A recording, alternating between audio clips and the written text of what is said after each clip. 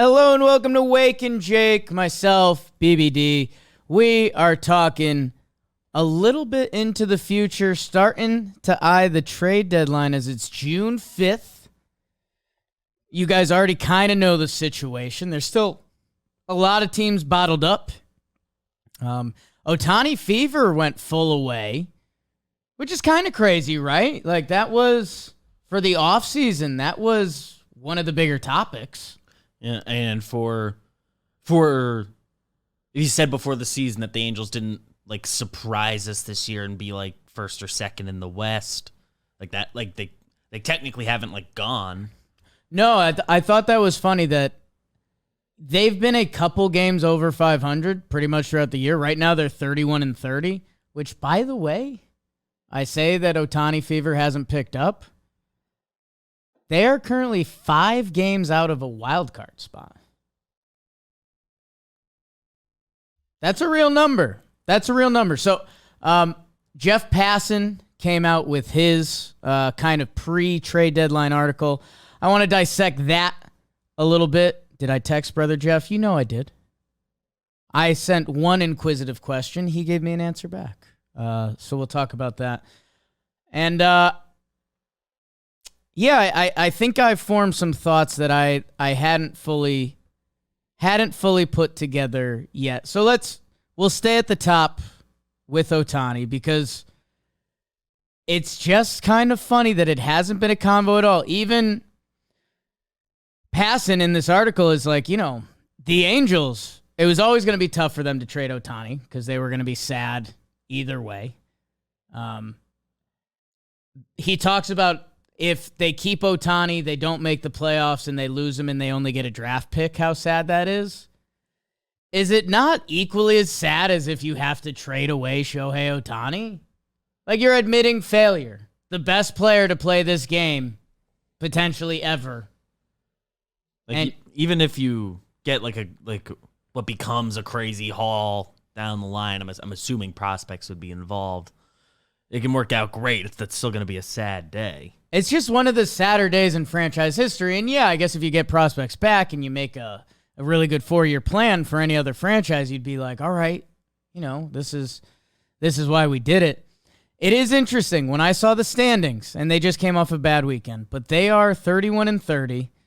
They have dodged kind of the ire of the Ohtani trade deadline because not going to happen, right? Let's see. I'm not ruling anything out. They're 3-7 in their last 10, so they just had a bad stretch. But if that bad stretch continues, right now, the two teams between the Angels and the wild card, Boston and Toronto, 2 AL East teams, the fourth and fifth place teams in the AL East, may I remind you. Seattle's a game behind them, okay. Guardians are there. I don't think the Central is really worried about wild cards this year. Things would really have to change in that Central division. And the other thing where, for the Angels, I want to see what happens. I want to see what happens with everything. I'll stop saying that line. You'll understand better when I get to the National League, because Oakland, yikes. Kansas City, no way. White Sox and Detroit and Cleveland, all no. I guess any of them could make a little Central action outside of Kansas City, really. But wild card is just not going to happen with how good the East and the West are. The Angels and Seattle. Seattle has felt like they haven't gone all year. They had one good week, and half of those games were against the Angels. The other was against a Pirates team that had an awful month. They haven't really done anything. And the Angels, it feels like they've gotten kind of a couple games above 500. They give it up, and then they kind of go win it back. So the Angels have done enough this year to not make it a conversation. I was surprised that even in Passan's article, and with expanded MLB playoffs, it hasn't felt like a talking point. If the Angels if they have a couple more bad stretches, or the Yankees are playing really good baseball. Right now, Houston's a wild card team. Like the Texas Rangers and the Rays have been the class of baseball. That Houston and the Yankees, who are two of the best teams of May, they're currently wild card teams, and they've obviously been perennial favorites in the AL going through the past couple years. So, okay, so Tampa and Texas are off to two of the best starts we've ever seen, and it very much passes the eye test. It's not like a one-run extra inning thing going on here or anything fluky. The Central, over it, no thanks. And then the two teams behind them are Yankees and Houston. Yankees have been over 500 longer than BBD's been alive. And they've looked a lot better recently. Houston, 6 straight CSs. Okay. So now you're at Toronto, who's 2.5 games back. The team I haven't mentioned is the Orioles, who, if you look at FanGraphs or, baseball reference playoff percentages, they're the team that gets dinged in this. And I've been a big Orioles advocate, but when you do lay everyone else's chips on the table, Baltimore, a team that we're not fully sure if they do something at the deadline. They just lost Cedric Mullins. People think their pitching is going to have bottoming out at some point. We'll see. I like the Birds. But I guess if there's a team that seems the most susceptible outside of, if it's Baltimore, Houston, or the Yankees, you're going to say Baltimore just because of track record. And right now, Toronto is 2.5 games out of a potential wild card spot. Think about that. Toronto, the movie, all of that. The Angels and the Red Sox are both 2.5 games behind them. So, if you're the Angels and you want to keep Ohtani, reminder, Seattle a game behind them, you're going to have to hope the Orioles or Yankees or Houston drift a little bit. And you need to make sure that you're going to be in range of Toronto or the Red Sox. And I think they can, but they have to be careful because this is ruling out Seattle goes. So think about that. Seattle was a team I loved coming into this year. I thought they might be the second best team in the AL.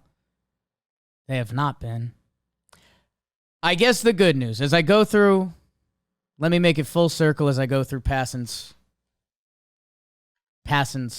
article. And by the way, this whole episode's been brought to you by HelloFresh. Make sure you get yourself some HelloFresh. They've got some Calorie Smart and Protein Smart lunch and dinner options, vegan recipes too. I hate grocery shopping. I straight up do. Everyone's kind of panicked in there. It feels rushed. Especially in New York, the grocery stores are so mid. It's a mess in there. It's a disaster.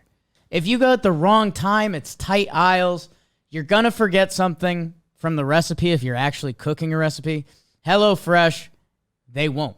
They'll send you all the goods. They got 40 recipes, 100 different seasonal and convenience items. Me and Jess put together a nice chicken, mushroom, mashed potato dish. Fantastic. HelloFresh.com/Jake16. 16 free meals plus free shipping. Seems like a good time to get in.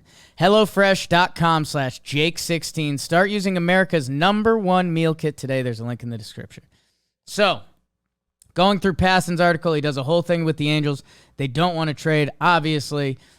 They've called up Neto, the shortstop, who was drafted less than a year ago. They just called up Ben Joyce, the reliever, drafted less than a year ago. They're all in.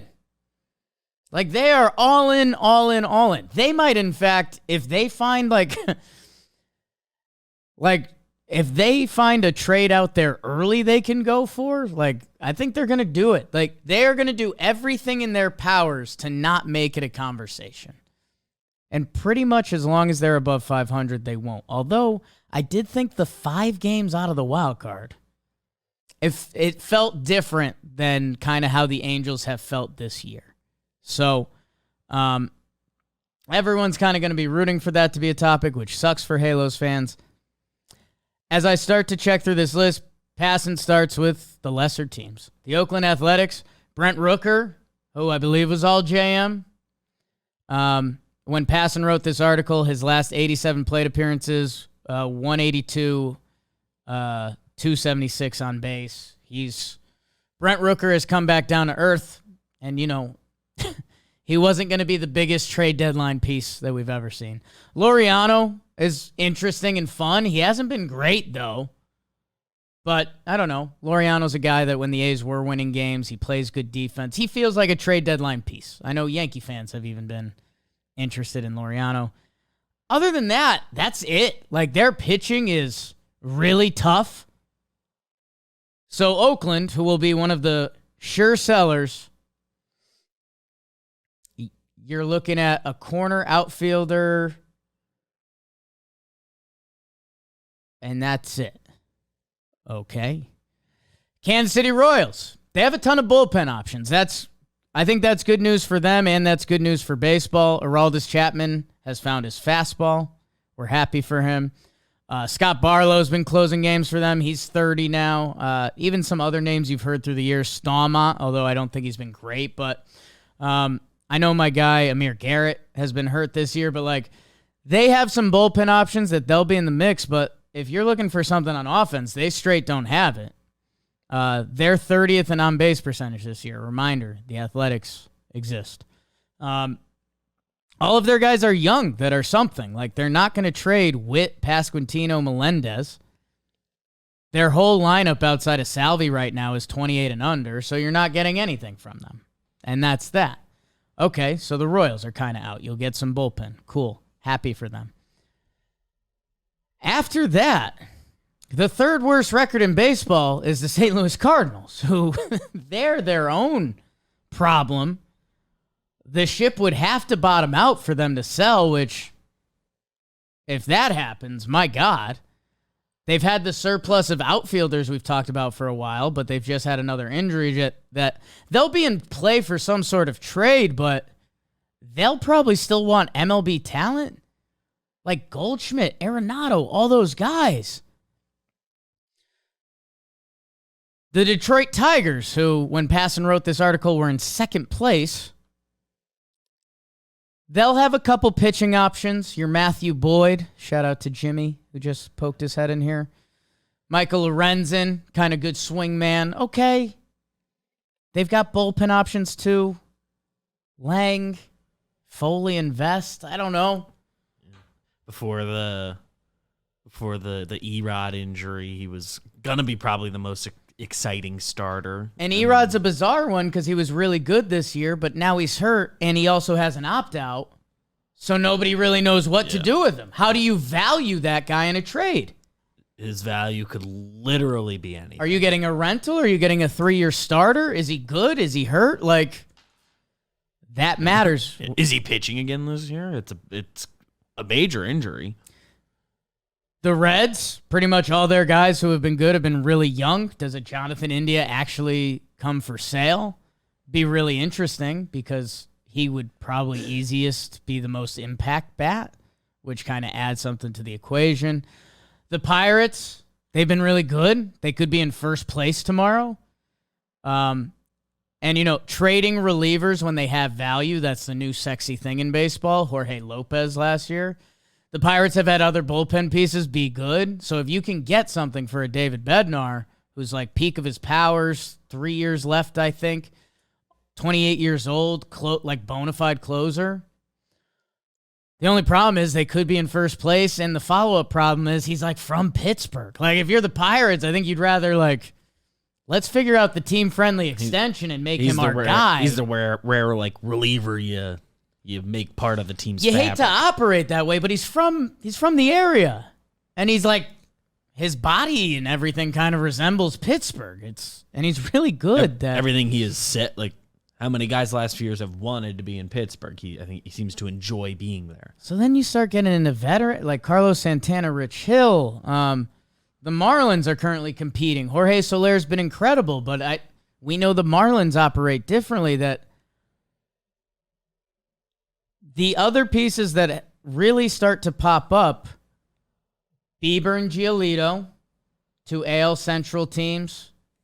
Guardians operate differently. They could probably get a haul for him, and Shane Bieber would be the most impactful piece I've mentioned so far. It's a guy who could confidently start a playoff game, guy who's looked really good. Giolito, rental. White Sox will probably be out of it. Maybe they're not even. So, like, where for your teams, like, I see Passan bring up the Phillies. This is Dombrowski. This is a team that they went to the World Series last year. Like, they're not going to trade. The Giants are one of the weirder franchises. One of the wild card teams, which is funny because they were a wild card team a couple years ago, the Chicago Cubs. Stroman has the opt-out and has been pitching crazy, so you're buying a rental. But he's been so good this year.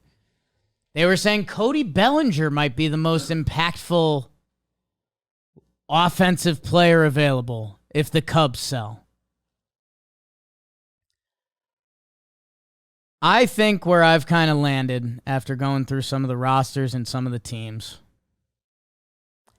Passan at the end of this article mentions the Blue Jays and the Padres. I just don't know how you could if you're either team. The Padres are in play. Padres. If things go awful, are they flipping Soto though? Like, what are you? That's like the only crazy thing that could happen at the end of the Yankees series. They were a half game out of last place in their division. Don't know where it currently stands off the top of my head, but like their whole team is sort of locked up. Like Soto is the only one that they can like. They could do a lot if they decide to do that, but I think the Padres want crazy. Yeah, because they want to win next year because they have everyone locked up and paid. So, I think the National League is screwed. I think the National League is screwed because I mentioned the American League. I do think between the Red Sox, the Angels, and Seattle, someone's going to be out of it. Like, one of those teams is going to be 10 games out of a wild card spot with 3 teams in front of them. Like, that's... If you're the GM, you can confidently go in front of the media and say, what am I supposed to do? I gave the fellas every opportunity. We're not contending. Got to do what's best for the long-term health of this franchise. The Angels have a lot of options. The Red Sox have a lot of options. Seattle has a lot of options that, again, with what's going to be more or less a emptier market for this year's trade deadline, because the teams that are out of it don't have a lot to offer. That's why they're out of it. I think one of the American League teams is going to have to be a big seller this year. And maybe it's one of those things that in 2 years, it pays off tremendously. If you're Seattle, and God, that would stink. God, that would stink. All-Star game in Seattle this year. See you there. One of Boston, the Angels, and Seattle is going to have to actually sell. And offensive pieces. And there's not a lot of offensive pieces out there, so you could get a good haul. So that kind of opened up my eyes about the American League. Because that wild card, unless Baltimore, Houston, or the Yankees would have to, like, fall out. The only team that seems to have that quote-unquote potential would be Baltimore. And they've been the third best team in baseball this year. So it's kind of rude to think you could even assume that. The National League, I think, is kind of screwed because right now the final wild card spot is a tie between Pittsburgh and Miami. 2 teams you probably didn't have in the playoffs this year. So that smells potential for other teams. The Mets are 2 games out of the wild card. I mean, they think they're going to the playoffs this year. The San Francisco Giants are 2.5 games back. Kind of a funky franchise. Not sure. I think this time last week they might have been second wild card. Yeah, team, they were in. Bad week, out. Philadelphia went to the World Series, paid a lot of people a lot of money. They signed Trey Turner this offseason. going to be tough to imagine them selling. San Diego, they spent a ton of money this offseason. It's hard to picture them selling. The Cubs, just mentioned they're the circled team. If they keep struggling, they have the definition of rentals that you kind of have to concede and say, yeah, we gave the team a chance. We got some pieces we like for the next couple years, but we have to sell. It's not in play. Cincinnati, not a ton of pieces. Covered that. Rockies, I skipped them before. Only because they've let us down every trade deadline. Did the trade deadline draft with Rose and went primarily Rockies. They didn't trade anyone. Randall Grichuk seems like a prime trade candidate last year, and he's been raking. CJ Crone, for the past couple years, thought he was a prime trade candidate. So Rockies, don't really know what to do with them. Nats, I skipped on the bad team on the way by. There you're like Jamer Candelario. Yeah. But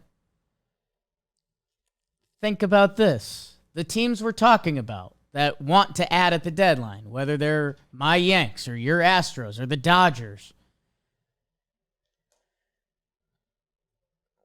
what does, all due respect to my guy Jamer, who's actually having a very nice year right now. It's a very nice year. He's having a very nice year. 2 WAR, a 120 OPS plus.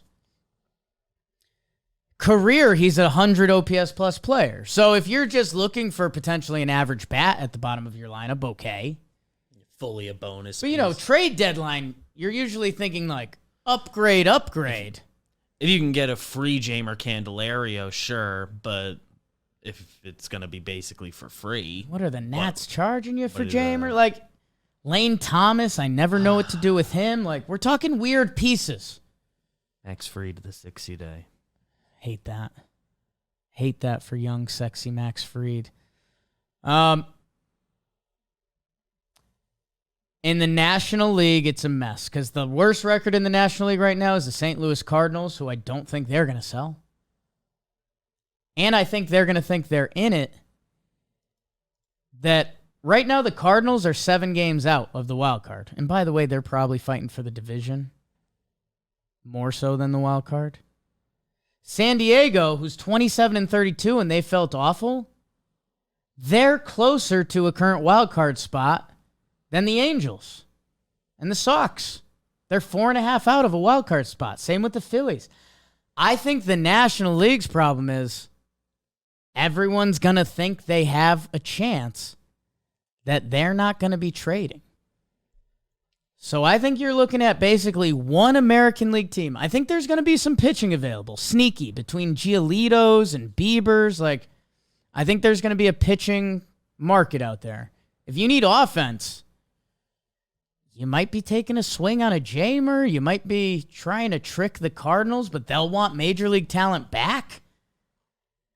I think you're really hoping one of the American League, Sox, Angels, or Mariners, can be about 10 games out of the wild card by the deadline, which, hey, if I told you Boston and the Angels, you would have told me there was a chance.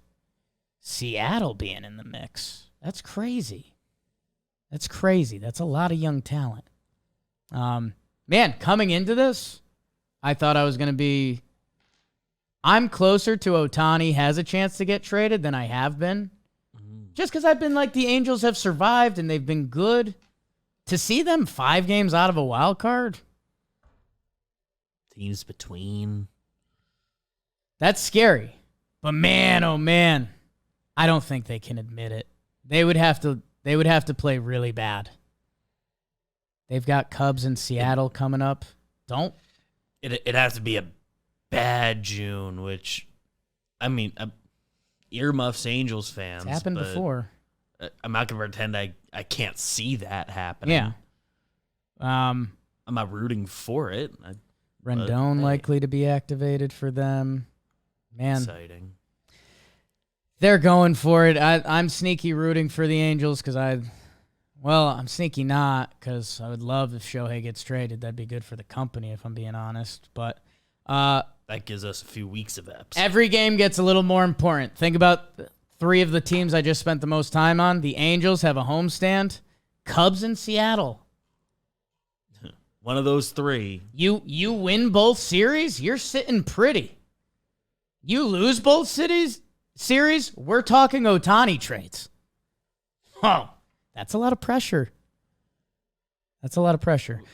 We need to, you got me on the schedule watch there. And at the end of that set of games, like one of those 3 teams needs to be kind of declared a seller. Yes. You 3 better not split these. Yeah, if you guys just hodgepodge each other, that's worse for everyone. It's the worst. As I mentioned, I texted Jeff Passan. I'm currently texting him right now. I asked him if the Royals would trade Singer. I thought that was interesting. Brady Singer had a slow start. He's been good. He's bounced back. He's a pitcher that I think has like 2.5 years of control.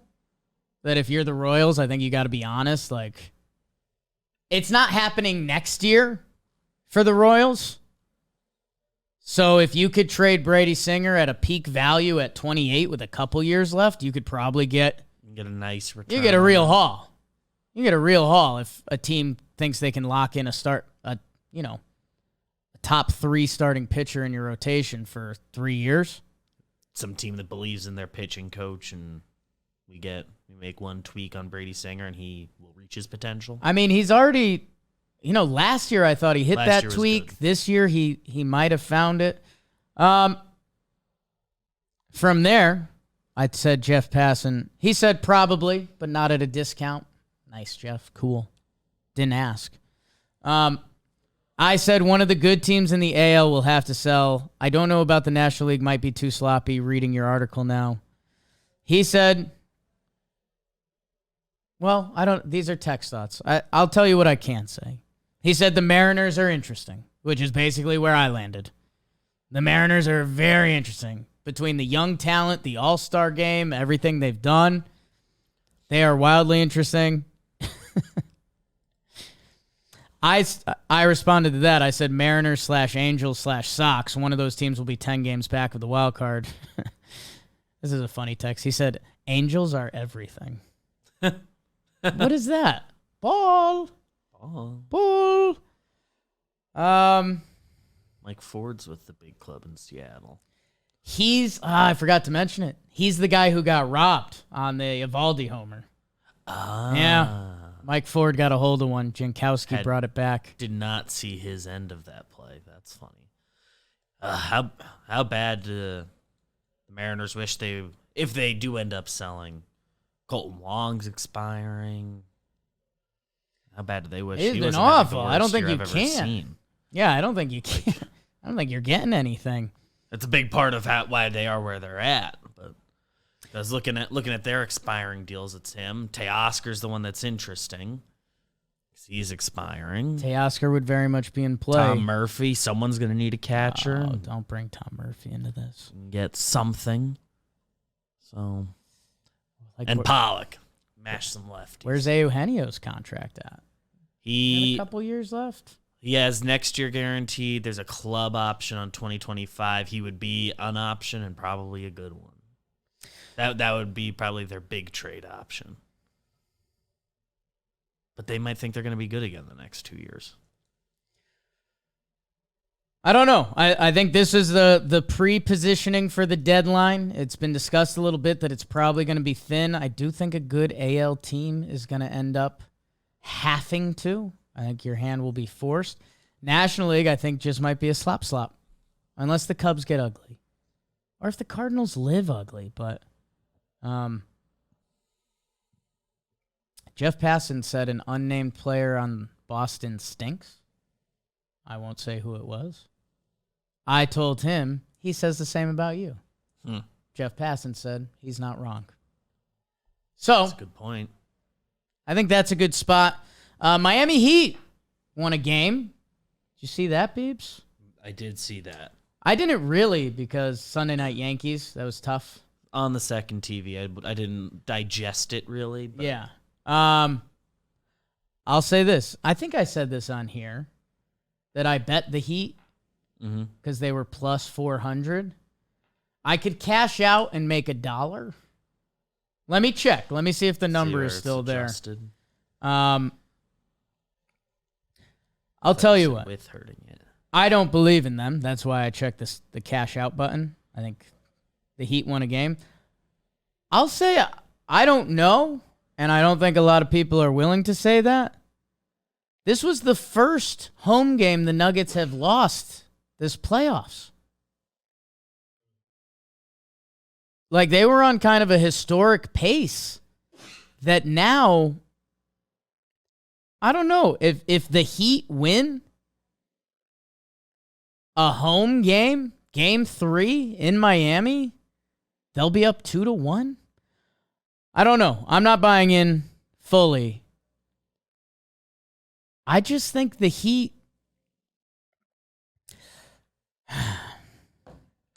we could look back and laugh, right? And say, Joker, the Nuggets, MVP, basically. Got robbed this year. Better team. Yeah, they lost one game, and that's how it went. I don't know. The Heat just won't die. Bill Simmons calls them the zombie Heat. On any given night, Strus, Vincent, just these guys can give you a 20-point game out of nowhere. Duncan Robinson. Like, Jimmy Butler hasn't been great yet. I think Bam's been good. But this team just has one of the weirdest identities that I guess that's the reason I truly bet on them. Was there a chance the Nuggets absolutely rolled? Yes, but shouldn't Boston have? Shouldn't Milwaukee have? Like, if those teams made the NBA Finals and were against the Nuggets, we would have been like, oh, maybe, the Celtics have been here before. Maybe Tatum is him, and they'll win it. If the Bucks made it, you'd say, whoa, Giannis versus Jokic. Can the Bucks run it back and get another one? The Heat beat those teams. Even if Philly somehow made it, it would have been big guy MVP versus big guy MVP, right? Harden in the mix, sure. But because it's the Heat, the 8-seed Heat, who, let's be honest, have been playing very differently than they did during the year. They were the worst three-point shooting team during the regular season. They clearly are not that now. Like, what's his name? Martin has turned off. What if he turns back on? Like, we kind of keep treating this Heat the same way, and should the Nuggets have been favored in this championship? Absolutely. Should they have been minus 300 to win it? I don't think so. I think that part was off. I'm no NBA expert. I think this Heat team is sneaky electric for all the wrong reasons. And I guess, hey, I unfortunately couldn't be locked in for Game 2 because of Yankees late night West Coast trip. Wednesday at 8:30, I'm going to be watching some Nugs Heat, and I'm going to be pretty excited to do so. So, all right, I think that's today's Cake and Cake. You got anything, Beebs? Heat versus Nuggets. What is this, your microwave? We'll see you guys on Wednesday. Be safe. Watch everything on John Boy Media.